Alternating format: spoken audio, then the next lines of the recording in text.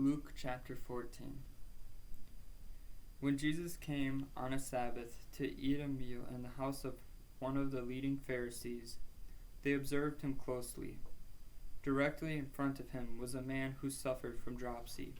Jesus asked the lawyers and the Pharisees, "Is it lawful to cure on the Sabbath or not?" At this they kept silent. He took the man, healed him, and sent him on his way. Then he addressed himself to them.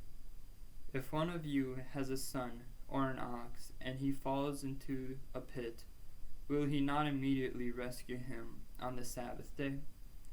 They could not answer. He went on to address the parable to the guests, noticing they were trying to get the place of honor at the table. When you are invited by someone to a wedding party, do not sit in the place of honor, in case some greater dignity has been invited. Then the host might come and say to you, "Make room for this man," and you would have to proceed shamefully to the lowest place. What you should do when you have been invited is go and sit in the lowest place, so that when your host approaches you, he will say, "My friend, come up higher."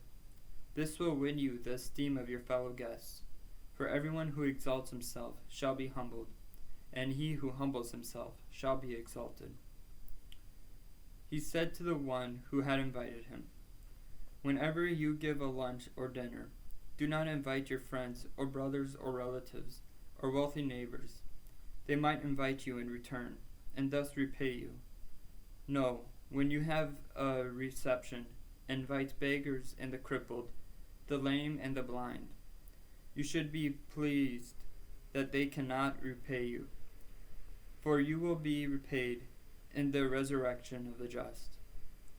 At these words, one in the party said to him, "Happy is he who eats bread in the kingdom of God." Jesus responded, "A man was giving a large dinner, and he invited many.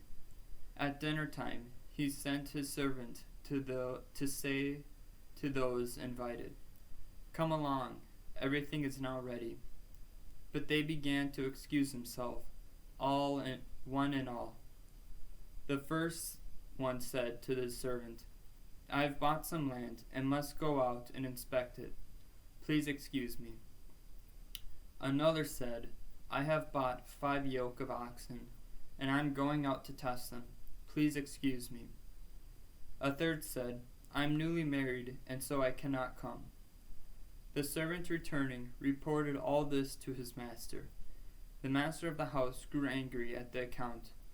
He said to his servant, 'Go out quickly into the streets and alleys of the town, and bring in the poor and the crippled, the blind and the lame.' The servant reported after some time, 'Your orders have been carried out, my lord, and there is still room.' The master then said to the servant, 'Go out into the highways and along the hedge rows, and force them to come in. I want my house to be full. But I tell you that not one of those invited shall taste a morsel of my dinner.'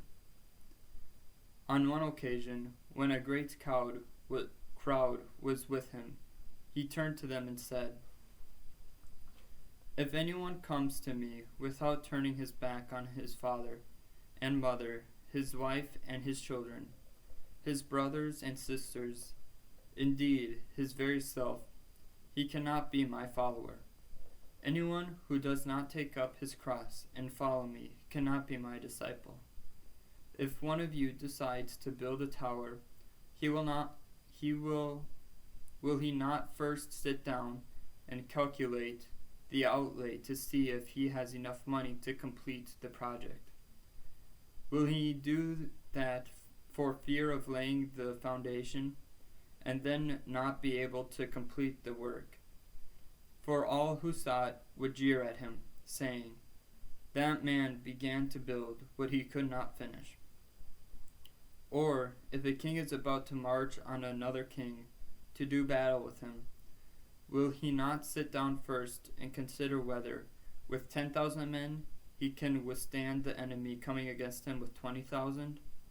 If he cannot, he will send a delegation while the enemy is still at a distance, asking for terms of peace.